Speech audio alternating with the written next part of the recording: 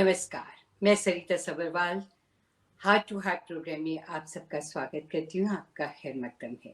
उम्मीद करती हूँ कि आप सभी सकुशल मंगल हैं, अपनी जिंदगी को एंजॉय कर रहे हैं।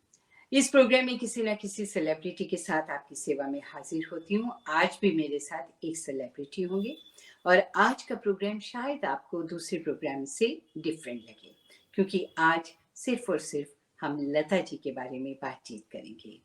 एक ऐसी स्वर कोकिला को हमने हाल ही में खो दिया है। 6 फरवरी वो दिन था जब लता जी इस दुनिया को छोड़कर चलेगी, लेकिन उनकी बहुत सी यादें हैं, तो उन्हीं यादों को हम शेयर करने जा रहे हैं आज के मेहमान के साथ। म्यूजिक डायरेक्टर कल्याण जी आनंद जी के नाम से कौन वाकिफ नहीं है। संगीत के दीवानों को हर जॉनरे के गीत दिए हैं दो भाइयों ने, और दो भाइयों की जोड़ी ने। कैसे भूल सकते हैं हम उनके कंपोज किए हुए गीत फ्रॉम द फिल्म डॉन, बैराग, सरस्वती चंद्र, कुर्बानी, मुकद्दर का सिकंदर, पूरब और पश्चिम, लवारिस, त्रिदेव, सफर, उपकार। ऐसे बहुत से नाम हैं और बहुत से ऐसे गीत हैं जिनके लिए उन्हें बहुत सारे अवार्ड्स भी मिले। उसके बारे में आप सभी जानते हैं बहुत अच्छी तरह से, लेकिन आज हम जिस विषय पर बात करने जा रहे हैं वो है सिर्फ और सिर्फ लता मंगेशकर जी, जिन्हें हमने खो दिया। आज मुझे ये कहते हुए बहुत खुशी होती है कि आज हमारे इस प्रोग्राम की शोभा बढ़ाने के लिए मेरे साथ हैं पद्मश्री आनंद जी भाई। आनंद जी, जिनसे जब भी बात होती है जैसे यादों की पिटारी खुल जाती है। इन्हीं के गीत की दो लाइनें मुझे याद आ रही हैं।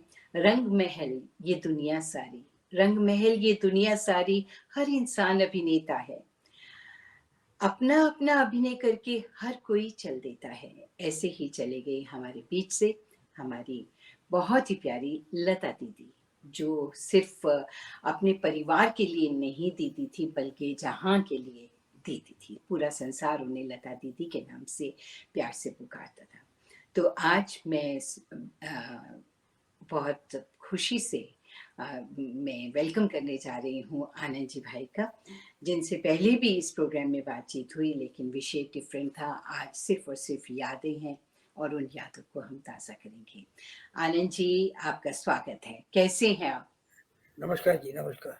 नमस्ते, कैसे हैं आप? बस चल रहा है, सदमे आ रहे हैं, एक झटके लग रहे हैं एक के बाद एक। यहाँ जी। कोविड के बाद लता जी को खोना, जाना तो सभी को है, लेकिन जाते जाते किसी का गम जो है वो बहुत दिल होता है। जी। हमारा तो कोई इनके साथ रिलेशन कोई 50-60 साल से है, जब से हम म्यूजिक डायरेक्टर बने। उससे पहले भी बीन में जब कैलाश भाई ने बीन बजाई, मंडोले मेरा तंडोले कौन बजाए बांसुरिया, उससे पहले से हम जुड़े हुए हैं एक दूसरे से, तो और ज़्यादा लगता है उसमें अपनी एहसानियत की। आपका तो उनके साथ एसोसिएशन, जैसे कि आप कह रहे हैं कि मंडोले की जब उन्होंने बीन बजाई थी तब से, और उससे भी पहले से आप उन्हें हाँ, पहचानते थे बहुत अच्छी तरह से। तो किस तरह से पहचान हुई थी आपकी? कहाँ मिलते थे? कैसे? क्या शोज हुआ करते थे या फिल्मों की रिकॉर्डिंग्स के लिए जब वो आती थी तब उनसे बात होती थी? किस तरह से आपका परिचय उनके साथ हुआ? असल ये है कि हम लोग गिरगांव में जा रहते थे बॉम्बे में, इसके पास में नाना चौक है जहाँ पे ये रहती थी। तो बचपन से एक दूसरे को जानना पहचानना तो होता था, क्योंकि जब ये ना तो लता मंगेशकर बन गई थी ना म्यूजिक डायरेक्टर आनंद जी बने थे, तो बिगिनिंग के स्ट्रगल डेज में एक दूसरे के साथ कई छोटे छोटे मोटे प्रोग्राम में मिला करते थे, ये करते थे, वो चलते रहता था। उसके बाद धीरे धीरे धीरे धीरे धीरे प्रोग्रेस होता गया दोनों का। और इत्तेफाक से ये हुआ कि पहले हम गिरगांव में रहते थे बॉम्बे में, तब भी पास में थे। अब पेड़ रोड पे आए तो ये भी अब यहाँ पे नज़दीक में बिल्कुल 2 बिल्डिंग छोड़ के वो रहती हैं, तो आना जाना मिलना तो होते रहता था। तो ये नहीं था कि कोई नई आप पहचान पर्सनालिटी से मिल रहे हैं कि कैसे गवाएंगे क्या करेंगे, वो नहीं था। मतलब जैसे लगता था कि दोस्ती है या हाँ, अपने मतलब उनके हैं सब साथ साथ में। ऐसा रिश्ता था। आनंद जी भाई, आपने उन्हें सबसे पहले किस फिल्म के लिए रिकॉर्ड किया था? वॉज इट सम्राट चंद्रगुप्त? हाँ जी, 1958 में पहली पिक्चर आई थी सम्राट चंद्रगुप्त, जिसका पहला ही गाना कर रिकॉर्ड किया था, चाहे पास हो चाहे दूर हो, मेरे सपनों की तुम तस्वीर हो। याद है जी। आपको गाना? बिल्कुल याद है। चाहे पास हो चाहे दूर हो, वो गाना था। बहुत प्यारा तब गीत नाम था था। कल्याण जी आनंदवीर जी, हाँ क्योंकि जी। पिताजी का नाम था नागिन में हम लोग नाम इसी नाम से जानते थे कि वीर किसने बजाई है, तो बोलते थे हुँ, कल्याण जी वीर जी ने। तो उसी जी। नाम को लेकर प्रोग्राम करते थे हम लोग यहाँ इधर हिंदुस्तान में। तो तब से हुँ, वो जब म्यूजिक भी बनना शुरू किया तो पहला इनका ही नाम रखा कल्याण जी वीर जी। पता नहीं हुँ। था कि ये काम चल पड़ेगा, एक जी, किसी जी। ने बोला तो शुरू कर दिया। हाँ, हाँ। तो तो शुरू किया तो फिर आगे बढ़ते गए और एक से हाँ, बढ़कर एक गीत आपने हमें दिया है। 4-5 पिक्चरों के बाद दोनों भाइयों के नाम जुड़ गए, एक दूसरे के साथ में ही काम कर रहे थे हम लोग, लेकिन जी, जी। ये नहीं होता था। तो प्रोड्यूसर जी। हमारे ये थे सुभाष जी। देसाई, छलिया के मनमोहन देसाई के बड़े भाई, जिन्होंने जी। पहली पिक्चर हमको दी थी। उन्होंने ही बोला कि ऐसा कि अभी छलिया में मेरा भाई काम करेगा डायरेक्टर, तो हुँ, राज कपूर साहब हैं, मुकेश जी आएँगे, तो वहाँ पे हुँ, शंकर जी किशन थे, तो यहाँ ऐसा करते हैं, आप दोनों काम करते हैं, तो कल्याण जी आनंद जी कर देते। हमने बोला हुँ, कि हुँ, ऑलरेडी नाम तो एस्टेब्लिश हो गया है, अभी ऐसे हुँ। कैसे? बोले वो फ़िक्र मत करो मैं करता हूँ, वो सब हो जाएगा। जी। तो जैसे सभी म्यूज़िक डायरेक्टर्स किसी न किसी के पहले असिस्टेंट रहे, जैसे लक्ष्मीकांत प्यारेलाल 10 साल तक आपके असिस्टेंट के तौर पर काम करते बिल्कुल, रहे। बिल्कुल। तो ऐसे क्या आप भी एज़ एन असिस्टेंट पहले काम करते रहे? नहीं असिस्टेंट तरीके तो कोई काम नहीं किया, कुछ ऐसा नहीं था कि भई ये हुँ, करे, क्योंकि देखते थे कि कैसे काम होता है, क्या तरीका है, क्योंकि भाई साहब एज़ ए म्यूजिशियन काम करते थे, तब देखते थे कि भई कैसे काम होता है, रिकॉर्डिंग कैसे होती है, क्या होता है। वो जी, सब जी। देखते-देखते इतना मुश्किल नहीं हुआ हमारे लिए। जी, टॉकिंग अबाउट रिकॉर्डिंग्स का तो टेक्नोलॉजी बहुत बदल चुकी है। अब तो हाँ, जगह-जगह पर स्टूडियोज़ हैं, इवन घरों में स्टूडियोज़ हैं और साउंड प्रूफ है, तो मुश्किल नहीं होती है। लेकिन बताइए 1950s में, अर्ली 50s में स्टूडियोज़ बहुत बहुत ज़्यादा तो नहीं होते होंगे और recording Studios like sound proof हो, तो किस तरह से काम किया जाता था उन दिनों में? हाँ, ये लोगों को पता ही नहीं कि पहले रिकॉर्डिंग कैसे होती थी। जी, पहले रिकॉर्डिंग के लिए साउंड प्रूफ कोई स्टूडियो नहीं हुआ करते थे और हम लोग जो रिकॉर्डिंग करते थे वो फ़िल्म पे करते थे, मैग्नेटिक पे नहीं होता था। तो सुनने के लिए भी टाइम लगता था और लेकिन रिकॉर्डिंग करने में दिक्कत ये आती थी कि दिन में साउंड होता है बाहर का, तो हुँ, रात को ही कर सकते हैं रिकॉर्डिंग ताकि वो आराम से सुन सकते हैं। तो रात को साढ़े 9 10 बजे के बाद अंधेरी और वहाँ पे जो रिमोट एरिया है, वहाँ पे स्टूडियो हुआ करते थे, वहाँ रिकॉर्डिंग स्टार्ट होती थी और कभी 3 बजे 4 बजे तक खत्म होती थी रिकॉर्डिंग। मगर उसके वाह! बाद हुँ, ना तो गाड़ियाँ थी, ना ये टांगी वाले मिलते थे। सब ट्रेन में जाना आना-जाना सबका होता था।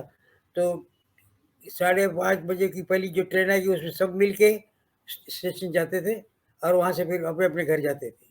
तो ये ज़माना था वाह! वो। लेकिन वाह! मज़े की बात एक और सुनाऊँ आपको। हुँ, उन हुँ। दिनों में जो रिकॉर्डिंग होती थी, तो बाहर एक आदमी खड़ा रहता था हमारा, वो पहले सीटी बजा के तो आती-जाती गाड़ियाँ आके घोड़ा गाड़ी का कुछ है, वो रुक जाती थी। रिकॉर्डिंग हो जाए तो यहाँ से भी चल जाती थी, कि वो दूसरी भी चल दे, तो फिर आना-जाना शुरू होता था। इस क्या तरह से बात काम है! होता था। क्या बात है! सो रात के वक़्त ज़्यादा रिकॉर्डिंग्स होती थी, जब सब सो गए हैं एंड चहल-पहल थोड़ी कम हो नहीं गई है, है बिल्कुल, बिल्कुल। एंड उस वक़्त। तो साउंड प्रूफिंग का कब सिलसिला शुरू हुआ कि कब किसी ने कहा कि इसको स्टूडियो को साउंड प्रूफ कर देना चाहिए? हाँ, वो धीरे-धीरे इम्प्रूवमेंट आने लगी, एयर कंडीशन आने गया, एयर कंडीशन बड़े एयर कंडीशन आ गए, तो उससे क्या हुआ कि स्टूडियो पंखे तो चलते नहीं, रिकॉर्डिंग में पंखे आ गए तो चलते रहेगा।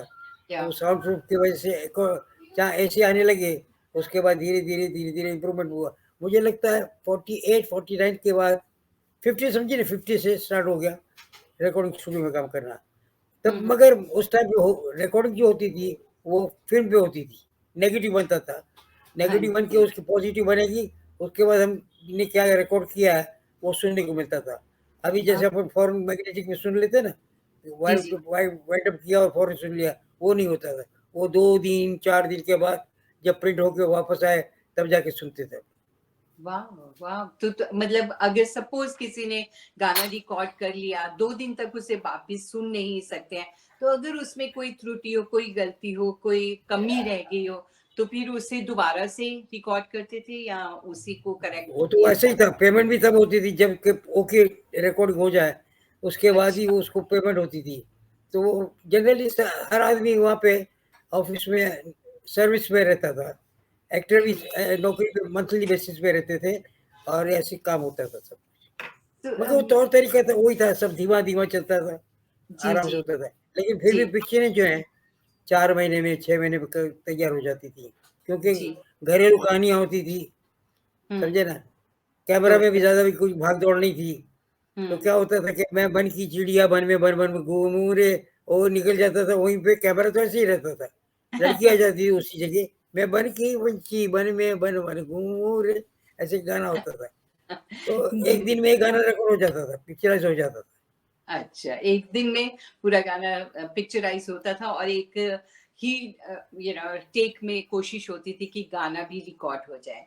हाँ आपने अभी पेमेंट की बात की कि जब गाना ओके हो जाता था डायरेक्टर, प्रोड्यूसर्स की तरफ से, देन ओनली पेमेंट्स दी जाती थी। हाँ। जस्ट फॉर क्यूरियोसिटी सेक वो ज़माना ₹100, ₹200 इस तरह से होता था। तो एक गाने के एक आर्टिस्ट को कितने रुपए मिला करते थे? देखिए ऐसा मिशनों में ये होता था कि भोंपू है ना बड़ा, जी। सैक्सोफोन, ट्रम्पेट, ट्रोम्बो, बड़े इंस्ट्रूमेंट है ना। जी।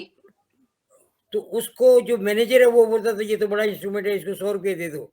लेकिन अच्छा। बंसी वाला जाके बोलेगा 100 रुपये, तो वो बोलेगा कि 5 रुपये में तो बंसी मिलती है, तुम इसके 100 रुपये का क्या मांग रहे हो, तुमको जी। तो 50 रुपये दूंगा मैं, समझे ना। ओके।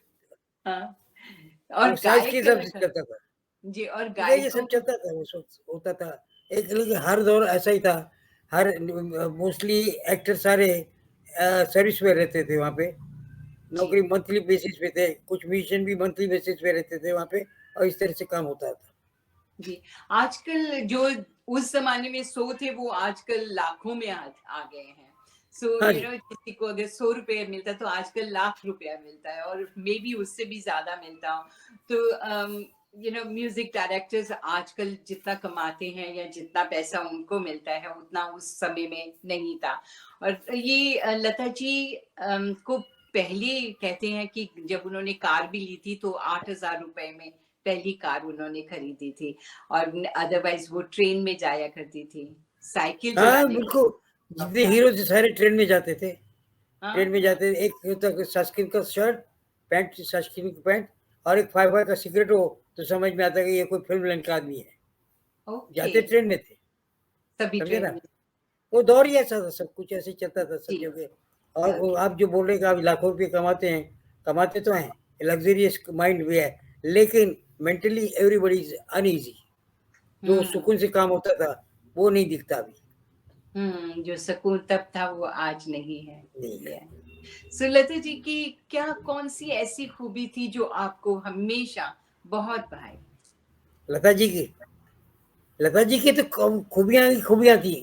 परफेक्ट, जी। एक जो जिसको बोलेंगे सिंगर को, क्योंकि हम्म। इन्होंने शुरू से गाना जो स्टार्ट किया, तो पहले जो जो पुराने ज़माने के म्यूज़िक डायरेक्टर थे उनके साथ काम किया।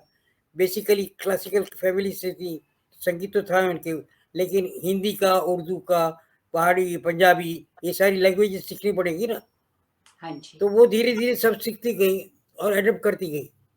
जैसे हम्म। कि अभी कोई गाना है तो उसमें देखना पड़ेगा कि टेक्निकली क्या है क्या नहीं।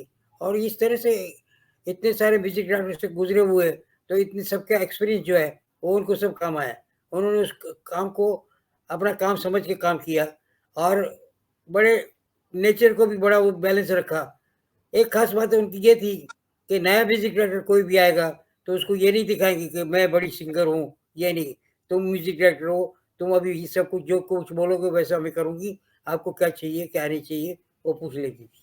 और गाते वक्त भी कभी कुछ हो, तो हो सके तब तब तक म्यूजिक डायरेक्टर की जो गाया ट्यून किया उसको निखारना, ये उनका काम होता था। उसमें और कोई एडिशन करने की कोशिश नहीं करती। राइट। ओके। 1965 में हिमालय की गोद आई थी और उसके उन्होंने दो गीत, आई थिंक दो गीत गाए थे, कंकरिया मार के, और दूसरा था अ, कौन सा गीत था मेरे दिमाग से अभी एकदम निकल गया। एक तू ना मिला। एक दो तू गीत, ना मिला। एक तू ना मिला वो गीत, और दोनों गीत ही बहुत खूबसूरत थे और बेस्ट म्यूजिक डायरेक्टर का अवार्ड भी मिला था आपको उस फिल्म के लिए। हाँ जी। तो मैं जानना चाहूँगी उन गीतों के बारे में, किस तरह से रिकॉर्डिंग्स हुई थी, क्या भाव थे उन गीतों के, क्या वो सिचुएशन समझती थी पहले कि किस सिचुएशन का गाना है, किस तरह से बहुत आप सही फरमा सीक्वेंस। रही हैं। हाँ जी। देखिए, वो जब भी कभी गाना करती थी तो उससे पहले वो आके बैठेंगी रिहर्सल में, म्यूज़िक हॉल पे, जो स्टूडियो नहीं है, वहाँ आके बैठेंगी, पूछेंगी कि भई किस पे गाना पिक्चराइज़ हो रहा है, कैरेक्टर क्या है, देसी कैरेक्टर है कि मॉडर्न कैरेक्टर है, गाना ये आउटडोर में होगा कि इंडोर में होगा। आउटडोर का गाना होता है थोड़ा लाउड होता है, इंडोर का हुँ, गाना थोड़ा सॉफ्ट होता है, फिर सैड सॉन्ग है कि ये है, इंट्रोवर्ट है कि एक्सट्रोवर्ट है कैरेक्टर। वो सारी बातें समझने के बाद वो रिहर्सल करने को बैठेंगी, उसके बाद पूछती है कि हीरोइन कौन है? क्योंकि हर किसी किसी का टोन अलग है, वो टोन हुँ, बनाने की भी कोशिश करती थी वो। ऐसा हुँ, लगे कि वो ही गा रही है, वो इस ही गा कैरेक्टर रहे। ही गा रहा है। तो हुँ, ये सारा डिटेल वर्क जो कम करना, वो एक पूरा उसमें जिसको आप बोलेंगे कि इन्वॉल्व हो जाना टोटली। हुँ, क्योंकि कई बार हमने देखा कि बच्चों के हम गाने लेते हैं, तो वो ऐसे हरि दर्शन का और उनके से सुनो प्यारे भाई, हरि के भरोसे हाँको अगाड़ी, तो ऐसे में लगता है कि वो बच्चा ही गा रहा है। तो हाँ इतना जी। टोन बना लेती थी ऐसा सॉफ्ट, उस तरह से बना के गाना गाती थी। फिर कभी आउटडोर का हमारा गाना हो समझो, हुँ, आउटडोर में लाउड होता है थोड़ा-सा, जैसे कि जब हाँ जब जी, फूल खिलका ये समा समा ये प्यार का। ये बिल्कुल। गाना लड़का अपने के लिए लड़की गा रही है, किसी को हुँ, सुना नहीं रही, मन में अपने मन में गा रही। तो आउटडोर में होते हुए भी थोड़ा सॉफ्ट गाना, ये समा समा है प्यार, इस तरह से, ये समा ऐसे नहीं गाया। तो हुँ, ये सारी बातें वो समझती थी कि भाई हुँ। कैसे होना चाहिए, क्या नहीं तो होना ये चाहिए। क्या आप समझाते थे, म्यूज़िक डायरेक्टर्स उन्हें बताते थे कि हमें इस तरह से इसके भाव चाहिए, ऐसे एहसास हाँ, होने थोड़ा-सा तो कहना चाहिए? कहना पड़ेगा, कहने से तो कुछ नहीं होगा ना, उसके हुँ, बाद उसमें से निकलना चाहिए उनसे, ये बात हुँ, होती है ना। मैंने एक हुँ, पेंटिंग बनाई है, उसको टचअप करने के लिए, एक्सप्रेशन देने के लिए जो टचअप है, वो एक फाइन आर्टिस्ट करेगा, वो काम ये करती थी। हुँ, गाना हुँ, वही रहेगा, लेकिन उसको फ्लेवर में देना, उसको कितना सॉफ्ट करना है, इसको कैसे लाउड करना है, कैसे क्या करना है, ये वो हुँ, खड़ी बात होती थी। खरी बात तो ये है कि इनका डिवोशन इतना था, क्या बोलें कि जवाब नहीं उनका। उनसे अभी के बच्चों को सीखना चाहिए, क्योंकि अभी तो टेक्नोलॉज़ी ऐसी हो गई है कि एक इतना लाइन गा के आप कट कर दो, दूसरी डाल के दूसरी लाइन बाद में रिकॉर्ड कर सकते हैं। उन दिनों में ये होता नहीं था। एक मिस्टेक भी हो जाए, तो 5 मिनट का गाना है तो फिर से शुरू से करना पड़ता था और फिर से वापस करना पड़ता था। इसलिए हुँ, पहले सारी रिहर्सल मंझी हुई रिहर्सल हो जाती थी, उसके बाद काम शुरू होता था कि ताकि ज़्यादा वेस्ट ना हो। बहुत अच्छी अ, बात। कमाल का वो, हमने 50 साल इनके साथ काम किया, बड़ा मज़ा किया हमने। उस वक़्त तो काम ही कर रहे थे, लेकिन बाद में अभी जो देखते हैं, तो ऐसा लगता है कि हम लोग बहुत सुखी थे कि अच्छे हुँ, ऐसे कलाकार हमको मिले, ऐसे म्यूज़िशियन मिले, ऐसे स्टूडियो मिले, ऐसे बजाने वाले मिले, और ये सारा करते हुए होता क्या था कि हर चीज़ अच्छी है, तो करने का मज़ा भी आता था। मज़ा एक भी आता लिमिटेशन नहीं होती थी कि भई अब ये जी। जैसे जैसे कि लता जी गाने आ रही हैं, तो मालूम है कोई ऐसे भी टाइप का गाना दीजिए, पंजाबी गाना दीजिए, मदरसी गाना दीजिए, गुजराती गाना दीजिए, उसका लहज़ा ठीक वो उसी स्टाइल में गाएँगी, वो एक्सप्रेशन वही आएगा। तो एक 12 आना गाने उसको ₹100 करने में इनको बड़ा आसान होता था, आराम से कर जाती थी। मगर हुँ, फिर भी हर वक़्त पूछेंगी, ठीक तो हुआ ना? कुछ हाँ, करना है फिर से। अब ये जो बड़पन है इनका, ये नहीं बोलेंगे कि मैंने कर दिया है, वो आप समझ लो, वो नहीं करती थी। और नया भी म्यूज़िक डायरेक्टर आएगा, उसको भी ऐसे ही बोलेंगे कि आपको तो ठीक तो लगा ना? कुछ करना है हुँ, और कुछ, तो ये हाँ, तसल्ली देना एक बड़ी हुँ, भावना है की बात बहुत है। बड़ी बात है। जी, तो कभी आपके लिए उन्होंने 326 गीत गाए हिंदी फ़िल्मों के और इसके अलावा गुजराती और गुजराती के लैंग्वेजेज़। साथ।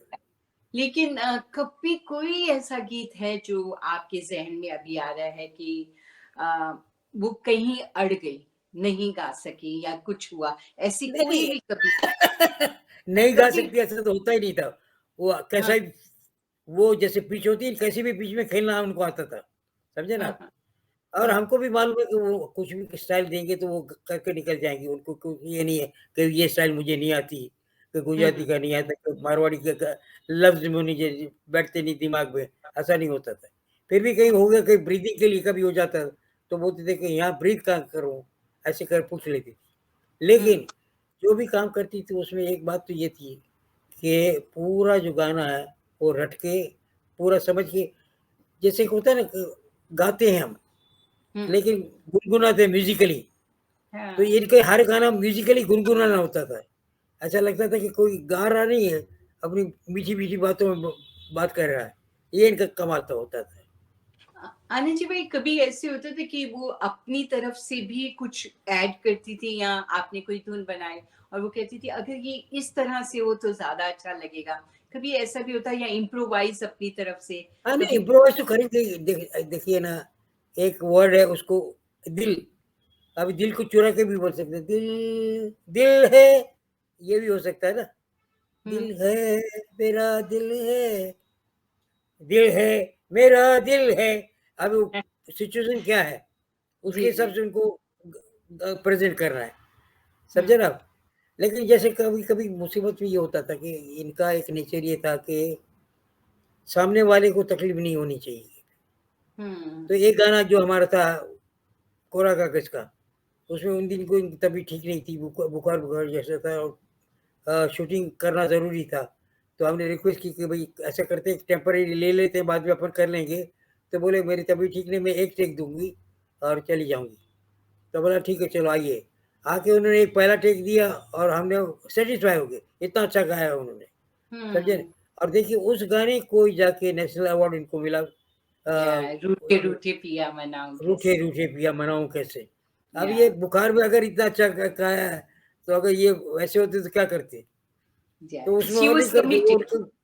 हाँ, वो वो मैदान बहुत में आई तो कमिटेड। फिर हम्म। मर्दानी थी, खूब हम्म। लड़ी, मर्दानी वाली बात थी उनकी। जी, जी, जी, जी, जी। उसके बारे में मैं बात करने ही जा रही थी, पर आपने बता दिया मुझे। उसके बाद नेशनल फ़िल्म अवार्ड जिसे मिला, वो थी फ़िल्म सरस्वती चंद्र, जिसके लिए आज उन्होंने चंदन सा बदन भी गाया एंड फूल तुम्हें भेजा है खत में। इसके अलावा मैं तो भूल चली बाबुल का भूल दिल, चली बाबुल छोड़ का दिल, दे सारी दुनिया किसी के लिए, क्या क्या सारे गाने थे वो। एक से लेकिन बढ़ देखिए, कोई इंसिडेंट ये था कि जहाँ जहाँ हमने पहले काम किया उसमें वो साथ में ही रहे। जी। ये था मंडोले मेरा तंडोले, तो उसमें थी। पहला गाना हमने किया तो उसमें वो साथ में थी। फिर जब ये हुआ, नेशनल अवार्ड हमको बोला सरस्वती चंद्र के लिए, black and white picture, colour के ज़माने में black and hmm. White picture को नेशनल अवार्ड मिला। हिंदी को पहली बार मिला ये गाना। लेकिन इसके गाने इतने पॉपुलर हो गए थे, हिंदी ओरिजिन ने इतने अच्छे लिखे थे, और इन्होंने गाए भी इतनी तरह से, लगता था कि कोई डिवाइन औरत गा रही है गाने। ऐसा नहीं लगता कि छिछोरापन है कहीं। लिखाई हुँ। इतनी अच्छी हुई थी, सब कुछ अच्छा हुआ था, और वो वहाँ पे भी साथ में हम रहे। उसके बाद आगे चलें तो प्लेटिनम डिस्क जो मिला हमको, हाँ, उसके बारे समझे ना? में मैं बात ज़रूर करूँगी, लेकिन करिए मैं करिए, बाद में की। इसी अभी सरस्वती चंद्र का ही बात करना चाहूँगी कि सभी को याद है फूल तुम्हें भेजा है खत में, पर चंदन सवदन जो गाना था, हाँ बिल्कुल उस बिल्कुल। वो मुकेश जी ने भी गाया, लता जी ने भी गाया, और जितनी खूबी से मुकेश जी ने गाया वैसे ही लता जी ने गाया। ब्यूटीफुल सॉन्ग है। उसके हम्म। साथ जुड़ी कोई भी याद हो तो मैं आपके साथ शेयर करना चाहती हूँ, या आप हमारे साथ शेयर कीजिएगा। इसमें क्या था कि मीड के साथ काम करना था ना, तो चंदन सा बदन नहीं है, मीड की तरह चंदन सा बदन, चंचल, जैसे सितार में होता है ना, ट्याऊं ट्याऊं डे डे ट्याऊं। तो इस तरह से पूरा गाना उन्होंने मीड में गा के ऐसा गाया कि लगता है कि बिल्कुल अलग ही लग रहा है गाना, और मीठा भी लगने लगा। हुँ। बहुत प्यारा गीत है, और ऐसे ही आपने मुझे रेडियो के एक इंटरव्यू में बताया था कि फूल तुम्हें भेजा है खत में, ये गाना कैसे बना था? तो ये भी जानना चाहती हूँ मैं आपसे, हमारे वो दर्शक तो जो वो नहीं कभी-कभी सुन। होता है, सिचुएशन पे गाने बन जाते हैं। तो जी, उन दिनों में हमारे वहाँ पे लेटर फैन मेल बहुत आती थी, तो सब तो पढ़ नहीं सकते, तो हम सेक्रेटरी को बोलते थे कि देख लो इसमें कोई ख़ास लेटर हो तो हमको दे देना। तो एक दिन उसने आके लेटर एक दिया, जिसमें कुछ लिखा नहीं था। एक लि कागज़, कोरा कागज़ था, उसमें लिपस्टिक था, मार्क किया, और एक फूल डला हुआ था। तो उसने आके दिखाया, मैंने देखा, कैलाश भाई को बताया। मैं बोला कैलाश भाई देखिए ऐसे भी लेटर आते हैं। वो बोले कोई जी। पागल होगा कोई सा। इतने में इंदिवर जी आए, तो हमने बोला इंदिवर जी, हम छेड़ते थे उनको, ये देखो हाँ। म्यूजिक डायरेक्टर को ऐसे लेटर भी आते हैं। तो देखे, तो बोले ये लेटर नहीं है, ये तो गाना है। मैं बोला हाँ, गाना कैसे? बोले इसमें गाना बन सकता है, फूल तुम्हें भेजा है खत में, फूल नहीं भूल मेरा नहीं। दिल है, प्रियतम मेरे मुझको लिखना, क्या ये तुम्हारे काबिल है? ये तुम बने क्या? हो लोग, तुम नहीं समझ सकते इस चीज को। हुँ। और उसमें से गाना बन गया, वाह! फूल तुम्हें भेजा है खत में। अब उसमें भी पोलाइट बात थी ना, तो मीण हम्म। अंदर जो हमने पहले बताया था कि ब्लास्ट होता है, उसको अंदर कैसे गाना पड़ता है, अंदर सांस लेके गाइए। तो इस तरह से गाना ओ, करके बड़ा मीठा गाना हो गया वो, और इस तरह हम्म। से बच्चों को सीखने को भी मिलता है। और ये तो जब गाती है तो लगता है कि बिल्कुल वेलवेट की तरह निकल जाती है वो। She was so good. उनकी कमी कभी पूरी नहीं होगी लता नहीं नहीं जी। नहीं, हो ही नहीं सकती। कभी नहीं हो देखिए सकती। ये लोग एक बार हो जाते हैं, इसको कोई कोशिश करे कि हम वो बने, और कुछ बन सकते हैं, लेकिन वो बनने की कोशिश भी नहीं करनी चाहिए। हाँ, उनके तौर तरीके सीखने पड़ेंगे कि उनकी ये कैसे थे, डिवोशन कितना था, काम करने का तरीका क्या था, उसके लिए परहेज कितना रखना चाहिए था, क्या करना चाहिए क्या नहीं करना चाहिए, ये सारी बातें पूरे गाने को समझ लेना चाहिए कि कैरेक्टर में जैसे लगता है कि वो खुद काम कर रही है पिक्चर में, ऐसा लगता है वो, तब जाके वो बिल्कुल। गाने बनते हैं। बिल्कुल। अभी कुछ देर पहले आपने रूठे रूठे पिया की बात की, कोरा कागज फिल्म का नाम था। उसके लिए आपको मिला था film fair award for best music हाँ, डायरेक्टर। एक ही मिला वही बस। जी। और इसके लिए मिला। एंड लता जी को पहला नेशनल अवार्ड मिला फॉर दिस सॉन्ग। और आपने बताया अर्लियर ऑन कि वो बीमार थी और बीमारी की हालत में आई थी। मुझे लगता है पहले नहीं, ये दूसरा मुझे लगता है, शायद दूसरा ये था, इससे पहले भी इनको मिला था कहीं और, मालूम नहीं। किस। लेकिन कई लोग बोलते हैं कि पहला यही है, जी मगर वो जी। उसका चर्चा का कोई मतलब नहीं, मगर इस गाने के चलिए लिए कोई बात नहीं, जो मतलब एक नेशनल घंटे में अवार्ड गा मिला। के निकल गई, हाँ और जी। उस गाने को कुछ असर किया होगा, उन्होंने गाने में इतना कमाल दिखाया होगा, तब हुआ होगा ना। जी बिल्कुल बिल्कुल बिल्कुल। और 1978 में आपके साथ साथ लता जी की आवाज और आपका संगीत साथ साथ चलता रहा बरसों तक। 1978 में यू गॉट फर्स्ट प्लेटिनम या डिस्क या एमवी की तरफ से, मुकद्दर का सिकंदर। और उस फिल्म में भी लता जी की आवाज थी। सलाम इश्क कितना मशहूर सलामी हुआ। जी। बहुत प्यारा गीत। So how did you decide कि कुछ गीत इस फिल्म के आशा जी ने भी गाए, लेकिन आपने डिसाइड किया कि लता जी ये गाएंगी सलाम इश्क, क्यों लता जी की आवाज को सोचा गया?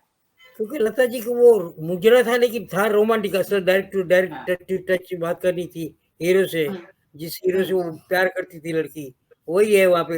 हालांकि उसका पेशा वो मुजरे का है, लेकिन तरीके से वो दिल से अपने जो था गाना उसने गाना था। और इनके आगे कौन है, मुजरा था, लेकिन मुजरे में तेवर जो है पूरा निचोड़, जिसको बोले कि दिल से बात हो रही है उनपे, प्यार वो की उन्होंने बात की। थी। या वो अपने फिर दिल वो के उसमें था, भाव। दिल तो है, हम्म। दिल दिल का एतबार क्या कीजिए, आ हाँ गया वो जो किसी पे प्यार क्या कीजिए। आ गया। दोनों गाने बहुत प्यारे गए। तो इन गीतों के साथ कोई भी याद आपकी हो जो लता जी के साथ आपने काम किया उस वक्त देखिए, किस तरह? लता जी का गाना, मतलब कभी भी कोई भी गाना करना हो तो हमको सोचना नहीं पड़ता था कि भई ये गाना कौन गाएगा? लता जी गा रही, तो किसी भी तरह के स्टाइल में कॉम्प्लिकेटेड बनाइए, सिंपल बनाइए, तो हमको मालूम है कि उसमें से वो पार हो जा निकल जाएँगी। उनको कोई ये नहीं होगा कि भई इसमें हो सकता है कि मुश्किल होगा, कि कुछ चेंज करना पड़ेगा, ऐसा नहीं होता था। ये इनकी जी। खूबी थी। हुँ। आपने अर्लियर ऑन बताया था कि आप पहले भी जब शुरू-शुरू के दिनों में भी जहाँ लता जी थी उनसे ज़्यादा दूर नहीं रहते थे, और फिर अब भी ज़्यादा दूर नहीं हैं, जहाँ लता जी वहीं पर हाँ, बिल्कुल। आप भी रहते हैं। और कल्याण जी, वीर जी चौक, लता जी के हाँ, वाह, उसका वाह! क्या कनेक्शन है? देखिए कनेक्शन देखिए, जहाँ इनका घर है, वहीं जो रोड है, स्ट्रीट, उसका नाम भी इत्तेफाक से कल्याण वीर जी शाह, वो रोड बना हुआ है। हुँ। ये सारे इत्तेफाक है सब।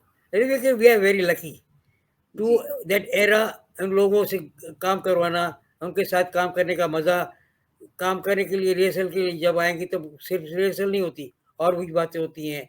मिमिक्री बहुत अच्छी करती थी वो। कई लोगों की मिमिक्री, क्योंकि गाते वक़्त वो मॉड्यूलेशन लाना पड़ता है ना, वो टोन बनाना पड़ता है। तो अंदर से वो भले बाहर मिमिक्री नहीं करेंगी, लेकिन गाने में वो मिमिक्री का अंग आ जाता था।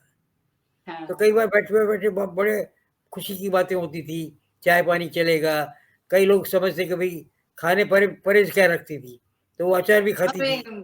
मैं पूछने जा रही थी कि उनको सुना है अचार खाने का बड़ा शौक था।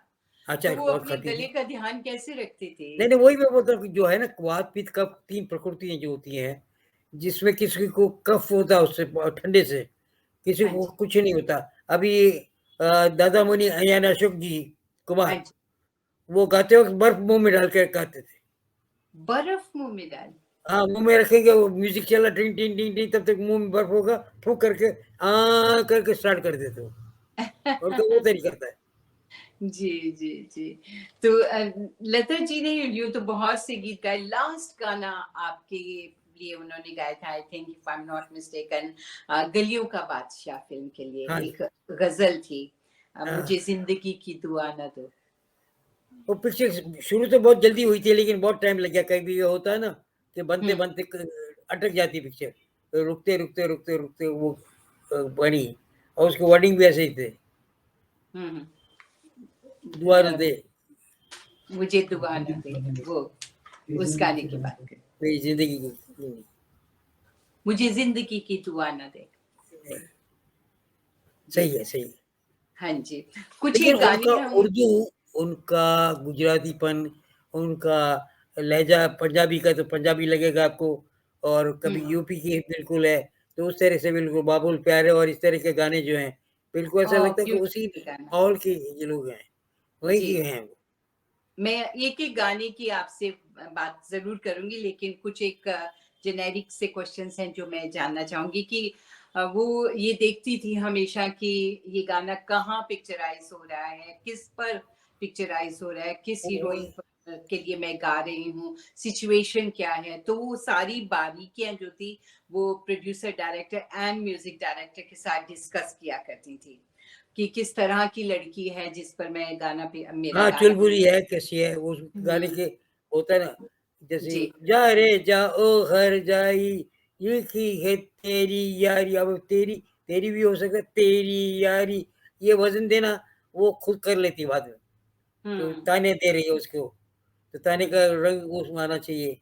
कभी को होता है एक तू ना मिला सारी दुनिया मिली भी तो क्या है, ये अलग जी। है, छोड़ दे सारी दुनिया किसी के लिए। अब ये फिलोसॉफिकल बिल्कुल गाने हैं, समझे ना? हुँ, तो उसमें उनका ये इनका एक गाना मुझे बहुत पसंद है, हम थे हुँ, हुँ। जिनके सहारे, वो हुए ना ओह! हमारे, सफ़र, वो भी आप हम ही की थे। कॉम्पोज़िशन। आज तक मुझे ताज्जुब लगता है कि आज तक ये गाने इतने फ्रेश लगते हैं। अपने बने हुँ, हुए इसलिए नहीं, लोग भी हुँ, सुनते तो ये बोलते कि ये कब बनाया था? मैंने बहुत साल हो गए इसको बनाए हुए। बोले उस वक़्त भी इतना माहौल था ये, कि इस तरह के गाने बन सकते थे। डूबी बहुत जब प्यारा दिल की गीत है। नैया शर्मिला सामने टैगोर के किनारे। लिए उन्होंने बहुत से गीत गाए। शर्मिला टैगोर को काफ़ी शर्मिला हाँ, टैगोर, उत्तम जी बिल्कुल, के बिल्कुल। लिए, सबके लिए बहुत गाने गाए हैं। उनका वो मराठी थी, लेकिन उनका तलफ़्फ़ुज़ बहुत बहुत साफ़ था उर्दू बिल्कुल, में। बिल्कुल। उर्दू के वही तो है वर्ड्स। ना कि इतने सालों के साथ में रह के हर चीज़ को सीखने की कोशिश की। ये नहीं कि हुँ, मैं जो है चलेगा, ऐसा नहीं। हर चीज़ में परफेक्शन आना चाहिए। कोई ये नहीं बोल जाए कि तलफ़्फ़ुज़ ठीक नहीं है, ये इसका ये नहीं है, लहज़ा अलग है, टोन अलग है, ये नहीं है। उनके हुँ, गाने लगाओ तो पिक्चर में भी ऐसा लगता है कि वो हीरोइन ही गा रही है। ये या कमाल जो है, ये किसी को लोगों को पता नहीं चलेगा। वो जी। समझने वाला ही समझ सकता है कि भई हेमा मालिनी है तो इनकी थोड़ी वैसी वॉइस है, तो उसमें कैसे गाना चाहिए, दूसरी किसकी आवाज़ में कैसे गाना चाहिए, क्या करना चाहिए, ये सारा तो ऐसे कोई नहीं बन जाता, लता मंगेशकर ऐसे थोड़ी बनता कोई कोई नहीं बन पाया है नहीं और कोई बन पाएगा भी नहीं कई सदियों तक। बिल्कुल। इतनी खूबसूरत आवाज़ और बहुत मैं मुझे याद है कि एक दफ़ा मैंने हसरत जयपुरी जी को इंटरव्यू किया था एंड अच्छा, ही सेड कि वो कोयल हैं, वो कभी बेसुरी हो ही नहीं सकती नहीं है, और सही, सही। ऐसी बात सभी म्यूज़िक डायरेक्टर्स ने उनके लिए कही। और बड़े गुलाम अली साहब ने भी कहा कि वो कभी बेसुरी नहीं हो सकती हैं, बहुत नहीं, सुर वो में गाती कुदरतन ऊपर वाले ने हाथ रखा हुआ था, तो हैं। वो होता ही नहीं उनसे। उस जी, जो चाल चलेगी वो सीधी चाल चलेगी, बिल्कुल। लेकिन जी। इतना होने के बाद भी कभी घमंड नहीं दिखाया उन्होंने। एक बार हमारा एक शो था, हाँ जी। तो सब मिले-जुले रहते थे ना, एक-दूसरे से मिलके काम करते थे, सब कुछ करते थे। तो किशोरदा आने वाले थे, किशोरदा नहीं आ सके और बड़ा शो था। तो पता चला तो फ़ौरन इन्होंने फ़ोन किया सामने से कि मेरे जैसा कोई काम हो, किशोरदा नहीं आ रहे तो मुझे बुला लीजिएगा। उस इससे अच्छा। पहले आशा जी ने और आरडी ने, बर्मन ने ये कर लिया था, तय कर लिया था हम लोगों ने कि किशोरदा के तरह के गाने, थोड़े मस्ती वाले गाने। आरडी बोला मैं गा लूँगा, ये करूँगा, तो ये उनको बोल दिया। लेकिन ये कहना सामने से आजकल कौन करेगा? बोलेंगे नहीं बुलाए तो हम जाते ही क्यों हैं? और हाँ, बुलाओ तो भी बोलेंगे कि मैं तो आज तो बिज़ी हूँ, आज मेरे पास टाइम नहीं है। तो टाइम वो मुसीबत को सॉल्व करने के लिए कोई सोचता नहीं, नहीं, ऐसा हो जाता बिल्कुल, नखरा नहीं था, कोई नाज़ नहीं कोई कि नहीं। काम मैं में लगा नखरा नहीं, और दिल से जो भी काम करते थे, दिल से करते थे। जी। कई बार ये होता था कि प्रोड्यूसर के पास पैसा नहीं हो, बाद में दूँगा, तो कभी ये हुँ, नहीं कि अभी इसके लिए रुक जाओ, ठीक है बाद हुँ। में कभी दे देना, ठीक है, ऐसे ही हो जाता। है। उन्होंने रफ़ी साहब के साथ, किशोरदा के साथ, मन्ना डे जी के साथ, मुकेश जी के साथ बहुत से गीत गाए हैं। आपके कंपोज़ के इवन महेंद्र कपूर साहब के बहुत सारे मेल आर्टिस्ट के साथ उन्होंने गीत गाए हाँ, हैं। लेकिन आप क्या सोचते हैं कि किनके साथ उनकी रेपो या किसके साथ उनकी आवाज़ ज़्यादा अ, यू नो एकदम मर्ज होती थी, एकदम बहुत सूट करती थी? नहीं सूट तो सभी, क्योंकि गाने की जिस तरह की ट्यून बनती है उस हिसाब से बनेगा गाना, समझे ना आप। जी, लेकिन जी। अब मुझे देखता हूँ था तो मुझे लगता था मुकेश जी को बड़ा आदर करती थी वो, दादा भैया बुलाती थी उनको, किन्हें समझे मन ना। मुकेश जी किसे के साथ ज़्यादा बड़ा ये लगता था, हाँ, किशोरदा के उनके साथ मस्ती वस्ती सब चलती रहती थी, और हुँ, रफ़ी साहब के साथ थोड़ा-सा गाते वक़्त ही होता था, ज़्यादा ये नहीं है। लेकिन इनके साथ, मुकेश जी के साथ तो बैठ-बैठ के बातें करेंगी, ये करेंगी, वो करेंगी, चाय पिएँगी, सब कुछ होता था। तो एक रिश्ता जैसे बन जाता है और सभी के साथ बड़े और प्यार मुकेश से जी को थोड़ा टाइम भी लगता था ना, वो आवाज़ उनकी गर्म होने में थोड़ा टाइम लगता था, क्योंकि हम लोग बोलते हैं कि कुछ सिंगर हैं वो डीज़ल इंजन जैसे हैं। हुँ, हुँ। डीज़ल इंजन समझती हैं आप?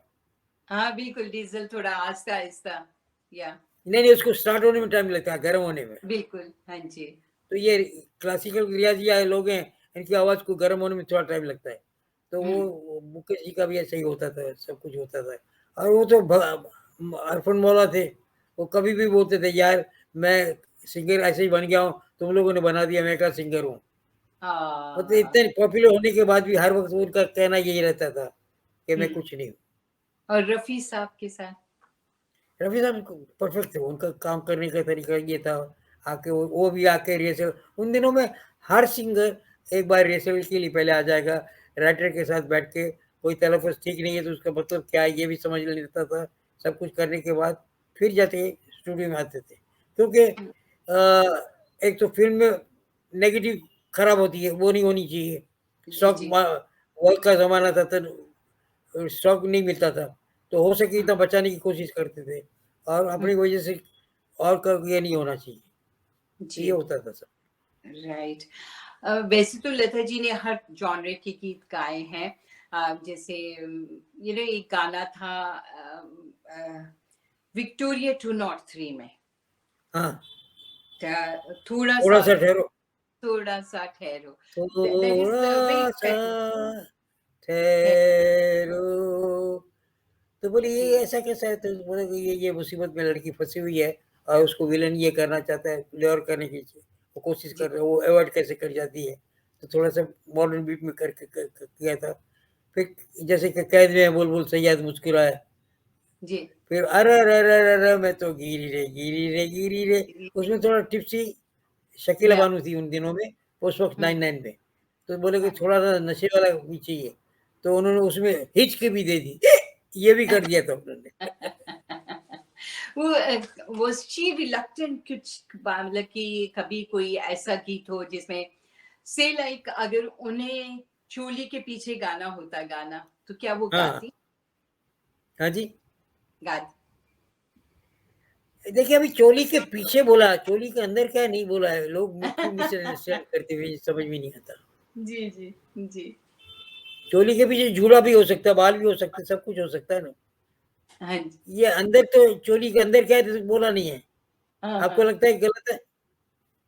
नो थोड़ा-सा जब is the act as well कि जिस तरह से ये गाना पिक्चराइज़ हुआ।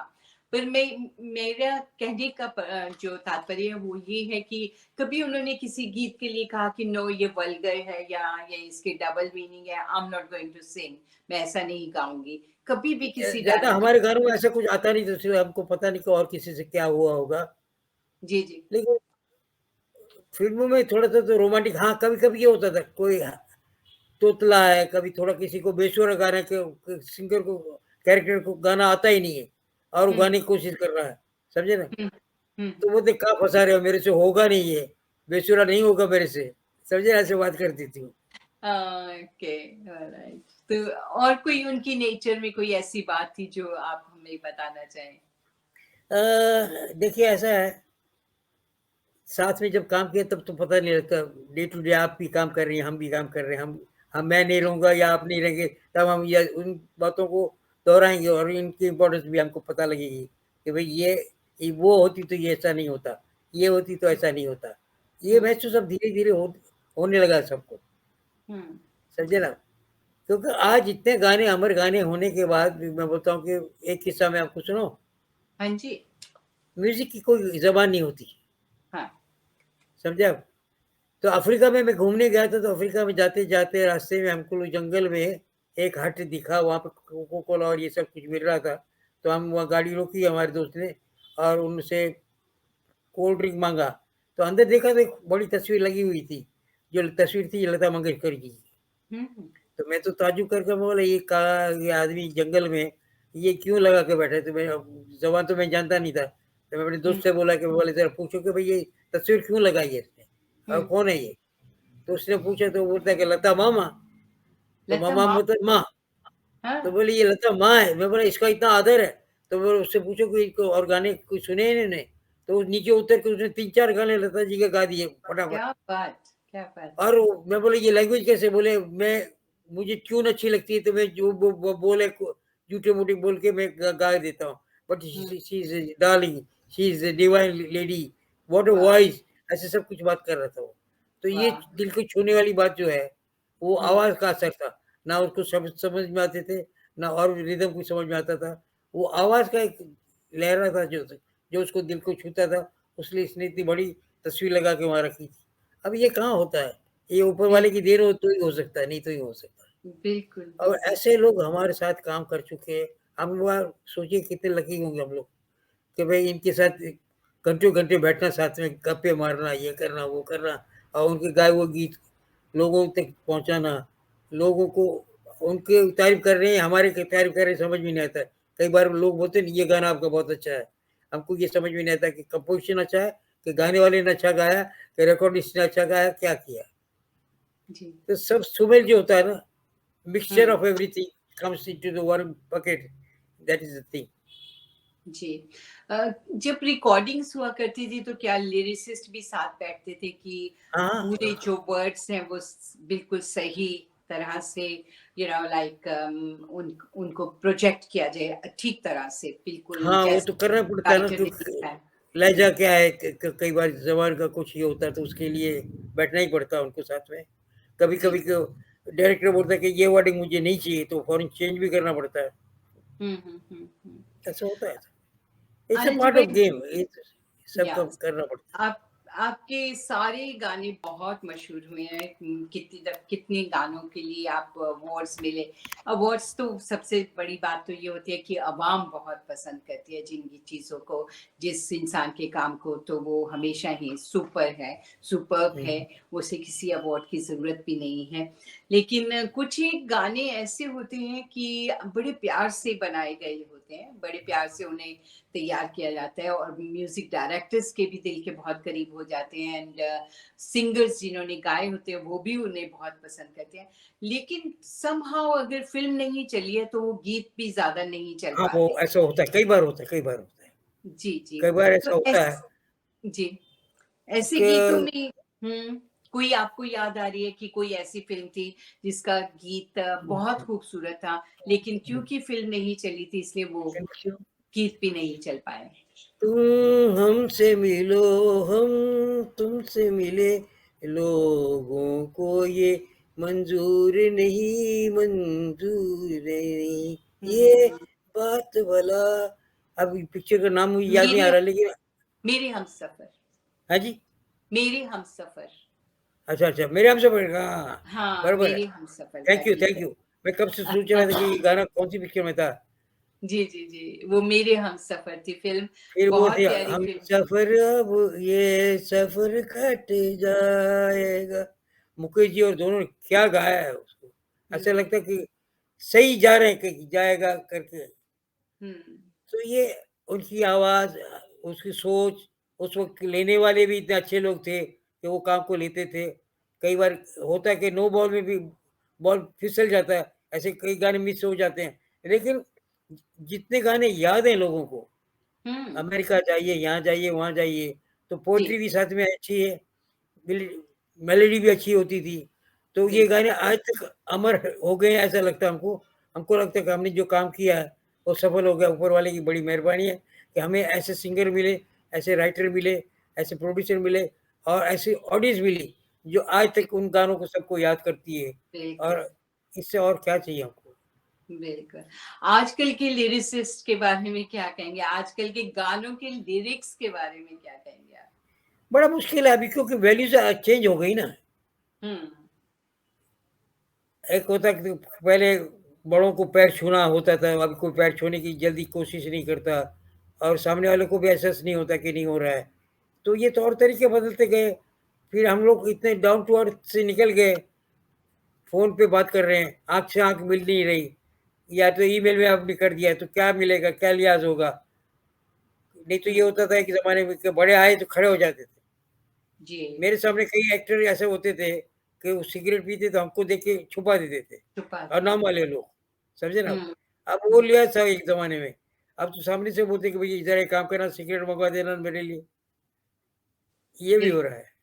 या अम, एक और फ़िल्म थी बेदर्द ज़माना क्या जाने और उसमें गाना बड़ा मशहूर हुआ था, आप ही का कंपोज़ किया कैद में है बुलबुल लता जी कैद में है बुलबुल गाना सही याद है उसकी। दिया। सो उस उस ज़माने में गाने थोड़ा मॉडर्न था, कैद में है बुलबुल सयाद मुस्कुरा। अभी उस टाइम पे ये ढोलक का जो सिस्टम है ना, पहले जी, ढिक कड़क कार का चलता था, अब इसमें थोड़ा-सा डबल रिदम का स्टार्ट हो गया था, तो वो इनमें इंट्रोडक्शन जैसा हो गया था। तो थोड़ा-सा टेम्पो पहले से बढ़ गया था।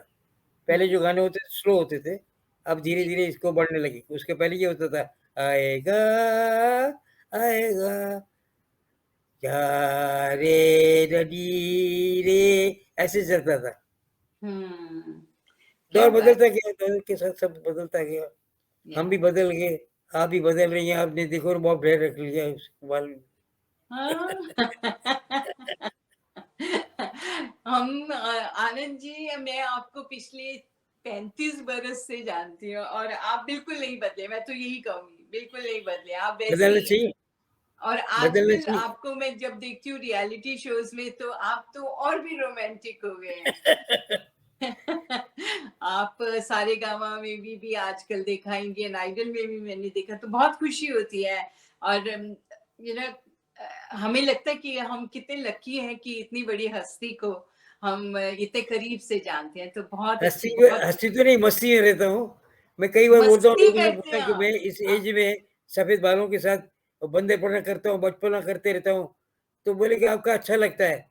मैं बोला बच्चे कभी-कभी बोलते हैं कि अभी क्या करते रहते हो? मैं बोला चुप रहो ना, मेरे को जीना है, मज़े मेरे को लेने हैं, आपको क्या करना है? आप अपनी स्टाइल बिल्कुल में जियो। हँसते-हँसते कट जाए। हँसते-हँसते निकल जाओ, हँसते-हँसते निकल बिल्कुल, जाओ। बिल्कुल, हँसते-हँसते निकल अभी जाए। देखिए ना रीटा का बेचारी का, मेरी बेटी का, आपने तो हाँ, देखा था। तो ये बहुत बातों मतलब पल भर का भरोसा नहीं है कि क्या होने वाला है। तो हर मोमेंट को जीना चाहिए बस। बिल्कुल, मैं भी उसे बहुत मिस करती हूँ, क्योंकि हाँ, वो बीमार भी थी तब भी मुझे कहती सरिता गेस्ट तुमने बुक कर लिया? मैं तुम्हारे लिए नहीं वाह, फ़ोन वाह, कर वाह! You know she was so good. I can evergreen, never evergreen. हर ज़िंदगी में उसने हर मोमेंट को जीने की कोशिश की और उसे जी, हमको ये सीखना है कि ये मशीन कब बंद होगी, उसका कोई भरोसा नहीं है, इसलिए किसी से झगड़ा मत करो, सबसे हुँ, मिल-जुल के काम करो। सामने वाला अगर गलती कर रहा है तो शायद वो उसके नज़रिए से ठीक होगा, हमारे नज़रिए से गलत होगा, लेकिन वो भी तो हुँ, कहीं तो सही होगा। सही होगा, बिल्कुल। एक और गीत मुझे याद आ रहा है, मेरी तमन्नाओं की तस्वीर तुम, हाय, हाय, हाय! क्या गाने थे आपने। प्यासी है ज़िंदगी और मुझे उसका प्यास फ्लूट पिच मुझे मुझे तारा रा रा रा रा रा रे रे रे रे रे रे रे रे रे रा रा रा रा रा। वो मुकेश जी बहुत ने भी इतना अच्छा गाया, मेरी तमन्नाओं की तस्वीर तुम संवार दो।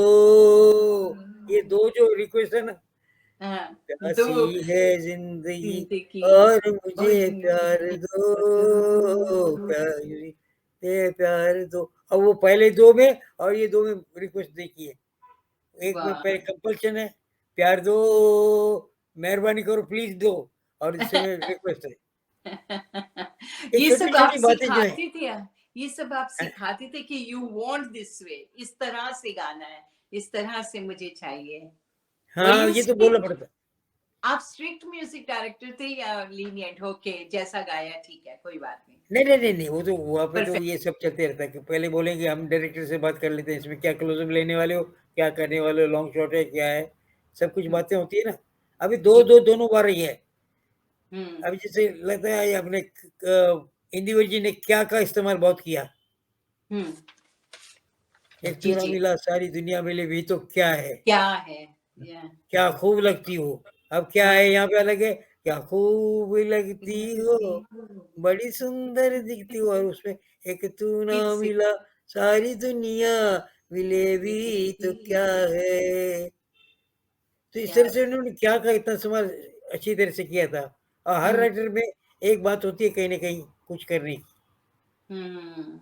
इंदिवर जी के साथ आपका काफ़ी बहुत-बहुत एसोसिएशन प्यार से किया। बहुत रहा है। उन्होंने बहुत से मीठे-मीठे गाने आपके लिए लिखे हैं। लता जी ने गुजराती के गीत भी कुछ आपके लिए गाए हाँ, और ये गाने बड़े मशहूर हुए जैसे अखंड सौभाग्यवती सजने एंड पास सजने परती, हसला हालो रे। हंसला हालो रे हवे मोतीड़ा नहीं रे मिले, आ तू या जा जवाना पानी, डिवोश। हुँ, हाँ, रिलीज़ हो चुका है, और उसको रीमेक भी किसी ने किया अभी। अच्छा अभी रीमिक्स वो भी उसमें किया। डम डुम डम की डाल के किया हुआ। मगर सच्चाई ये है कि हंसला आत्मा को बोलते हैं कि चलो अब यहाँ कुछ नहीं मिलने वाला, यहाँ से हुँ, निकलो। समझे? हुँ। बॉडी पे कुछ मिलने वाला नहीं है। बहुत अच्छे। अब मैं उसी गीत पे आ रही हूँ जिससे मैंने प्रोग्राम की शुरुआत की कि रंगमंच ये दुनिया सारी हर इंसान अभिनेता है। अभिनेता अपना-अपना अभिनय करके हर अपना-अपना कोई चीज़, करके क्योंकि जो जन्म है जिसने लिया उसको जाना तो है, मगर हुँ, जाने से पहले क्या करके गया तो वो याद रह गया। और ये लता जी, ऐसे कई लोग हैं जो सदा याद रहेंगे। जैसे कैलाश भाई को भी लोग बहुत याद करते हैं, क्योंकि उनका भी नेचर था एकदम बिल्कुल सबका भला करो, किसी से झगड़ा नहीं करो, किसी को ये नहीं करो, किसी को अपना काम कोई ले गया सामने से बोलते थे कई बार लक्ष्मी हुँ, प्यारे के लिए और म्यूज़िक डायरेक्टर के लिए कि ये बहुत अच्छा काम करते हैं, इनसे काम लो। समझे ना? हुँ, तो हुँ, कई कोई प्रोड्यूसर बोलता है, "यार तुम कैसे आदमी हो? तुम अपना काम दूसरे को दे रहे हो।" बोले, "देखो मेरी तकदीर का कोई नहीं ले जाने वाला। लेकिन वो अच्छा है, वो अगर मैं नहीं बोलूँगा तो मुझे ऐसा लगेगा मैंने गलत काम किया।" तो ये नेचर सारे जो थे इनके, हुँ, इनके साथ हम बड़े हुए तो हमको उनसे बहुत कुछ सीखने को मिला।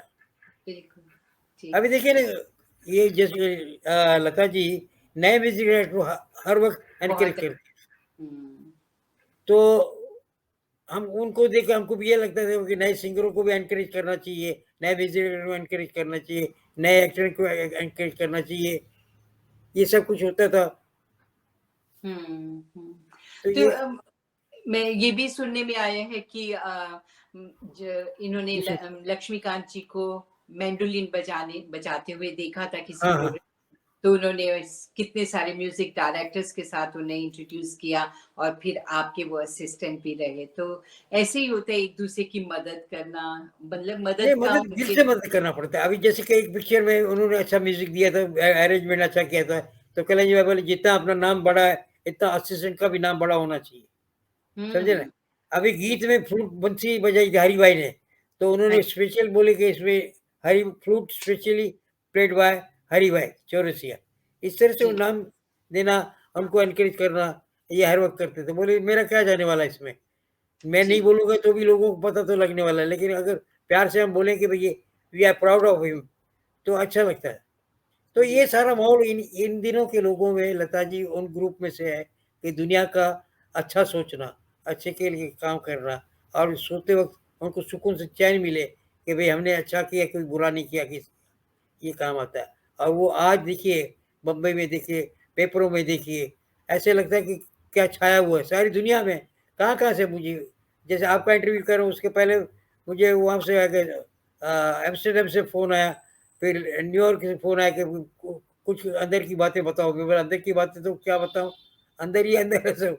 महात्मा तो उनको क्या बताएँ हम? जी। कोई और ऐसी कोई सिचुएशन थी ऐसा रिकॉर्डिंग के दौरान या अदरवाइज लता जी की कोई ऐसी बात जो किसी को नहीं मालूम, आप बताना चाहें हमें, आपको पता हो तो? नहीं, नहीं, वो एक बार हम ऐसे बैठे थे तो अख्तरी बाई जो गाती थी ना, उनका हम्म। किस्सा सुना रहे थे कि वो सीखती कैसे थी। वो एक हाँ हाँ। ऐसे करती थी। तो बोले मुझे वो उन्होंने बताया कि मुझे सीखना था। कोई वहाँ बर्तन मांजने वाली लड़की थी, जहाँ अख्तरी बाई रहती थी, वहाँ पे वो काम करती थी लड़की। तो इनको अच्छा। लगा कि इसको मैं बोलूँगी कि ये गाओ तो नहीं गाएगी। तो बोले मैं उसके साथ बर्तन मांजने बैठ गई और वो गाने लगी, मैं भी गुनगुनाने लगी और उसमें मैंने देखा कि खटका कैसे लगाती है। तो ये हम्म। सीखने की जो इच्छा होती है, तो वहाँ पे वो आदमी ये भूल जाता है कि मैं उसके साथ बर्तन मांजने बैठी हूँ, कि ये करेंगे, हम्म। वो नहीं है। इस तरह से हम्म। इन लोगों का ये हर वक़्त होता था कि सीखने के लिए कुछ भी आउट ऑफ द वे जाना पड़े, तो जाने को तैयार होती थी। कभी-कभी बच्चे कैसे बात कर रहे हैं, तो बोले चुप बैठो ज़रा बात करने दो मुझे, कैसे बोला तोतला बोल रहा है, क्या कर रहा है, कैसे कर रहा है। तो ये हम्म। सीखने का जो है, नहीं तो होता है ना कि हम तो अभी क्या करना हमको क्या होता होगा, वो नहीं, लगे जी। रहते थे हर चीज़। राइट। बहुत अच्छा लग रहा है, जी चाह रहा है कि वो लता जी की बातें सुनती रहूं, पर मेरे दिल में एक हसरत अधूरी रह गई कि पूरा नहीं कर पाए। मैंने आशा जी को बहुत दफा इंटरव्यू किया, लेकिन मैं लता जी को कभी मिल नहीं पाई, मेरी उनसे हाँ, कभी मुलाकात अभी नहीं हुई। कुछ एक दिनों दफा से उनकी तबीयत। उनके बर्थडे पर मैंने रेडियो पर फ़ोन किया था एंड उषा जी से बात हुई और उन्होंने बड़ी ब्रीफली थोड़ी-सी बात की थी कि धन्यवाद आपका और आपके सभी लिसनर्स का। लेकिन मेरी हसरत रही कि मैं उन्हें टेलीविज़न के लिए या इस तरह से मैं प्रोग्राम में लेकर आती। तो कोई बात नहीं। उनके बारे में आपसे बहुत कुछ जाना, नहीं, बहुत नहीं, आई कुछ। एम सो प्राउड कि हम लोगों को ईश्वर की बड़ी मेहरबानी कि ऐसे लोगों के साथ बचपन से साथ ही रहे, अभी तक साथ में रहे और आज भी मैं उनके लिए ही बोल रहा हूँ, ये बड़ी बात है, मेरी तकदीर है। नहीं तो कैलाश भाई होते तो आज कैलाश भाई मेरे से ज़्यादा उनको नॉलेज था, उनको मालूमात थी, क्योंकि क्लासिकल बेस पे वो गाने करते थे, उनको कैसे करना, क्या करना, इनका डिस्कशन होता था। फिर ये सब बच्चों के साथ सीखना, ये सब बातें हुआ। तो ये हुँ। बड़ी मेहरबानी है ईश्वर की। और लता जी तो लता जी हैं, वो सदा रहेंगी, इनको कोई रोक नहीं सकता, कोई ये नहीं कर सकता। ईश्वर जी। इनके जहाँ भी रहें सुखी रहें। लेकिन जितना लोगों में मूवमेंट आई है, ऐसा हुँ। लगता है कि सब बह गए हैं, ऐसा लगता है कि क्या हो रहा है। अभी एक बिल दोस्त ने रोते रोते कहा कि घर में मेरी शादी में क्या करूं, शादी लता जी गई है। मैं बोला बाबा एक बार सबको जाना ही होता है, उसको ये नहीं कर सकते, लेकिन दुनियादारी भी निभानी पड़ती है, जी, सब कुछ करना बिल पड़ता है। बिल्कुल। देखिए लता जी पिछले तकरीबन 15-20 साल से उन्होंने कोई गीत नहीं गाया था, मोहब्बतें के बाद आई थिंक उन्होंने कोई गीत नहीं गाया। लेकिन फिर भी हम उन्होंने इतना खज़ाना हमें दिया है, हाँ, हाँ, हाँ, हर इतना रंग में थी खज़ाना ना। है कि हम सुनते रहें तो खत्म नहीं होने वाला है और वो सदियों तक हमारे साथ जाएगा। अरे क्योंकि बरमुदा के आज गाने भी देखिए। रियलिटी शोज़ में हम जब देखते हैं तो बच्चे छोटे-छोटे बच्चे भी लता जी के गीत गाते हैं। उनका बिल्कुल। गाया हुआ लग जा गले कितना खूबसूरत गीत है, हर ओ कोई गाता है। मदन सब मोहन फूल जी, तुम्हें खैम भेजा है साहब। खत में, हर कोई गाता है। ओ, बहुत प्यारे। और बस एक और गाना मुझे याद आ रहा है, किसी राह पे किसी मोड़ पर मुझे मोड़ के चलना देना तू छोड़ के चलना मेरे देना छोड़ के। हमसफर। ब्यूटीफुल गाना। पर जो आता है उसने जाना ही है, ये जीवन आना जाना है, यहाँ हर आना कोई जाना आता बस। जाता है। अगर जाए ना आने वाला तो प्यार समझ कब आता है। तो सही है, सही तभी है, प्यार बिल्कुल। समझ आ रहा है कि लता जी अब हमारे बीच नहीं रही हैं। तो आनंद जी आपका बहुत बहुत बहुत धन्यवाद, बहुत इतना शुक्रिया, आपने वक्त मुझे निकाल बुलाया कर मुझे। उनकी यादों थैंक। में। कोई ऐसी बात जो मैं भूल गई हूँ आपसे जानना, वैसे एक चीज मेरे दिमाग में है कि मैं वो भी पूछ लूं, तो अगर आप बुरा ना माने तो वो सिर्फ जल्दी से बताइएगा कि क्या उन्होंने बड़ी अर्ली एज में गाना शुरू कर दिया था, तो क्या उन्होंने कहीं से सीखा था या गाते गाते ही सीख गए? देखिए, एक तो नेचुरल गिफ्ट होती है, समझे ना? अभी हम बनियों के बेटे हैं, अभी एक म्यूज़िक हमारे में कहाँ से आएगा?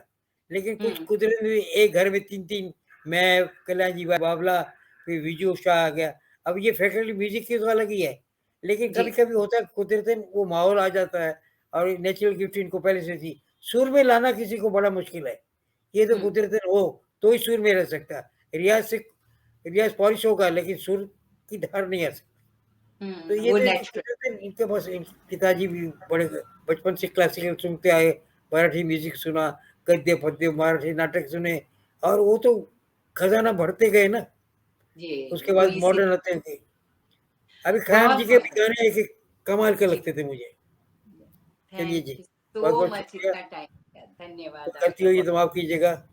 Thank you, thank you. Thank और इसी के साथ मैं सरिता भी अब आपसे इजाजत चाहती हूँ। अगले हफ्ते फिर किसी पर्सनालिटी के साथ, किसी सेलिब्रिटी के साथ आपकी सेवा में हाजिर हो जाऊंगी। अपना और अपनों का ख्याल रखिए। मुझे इजाजत।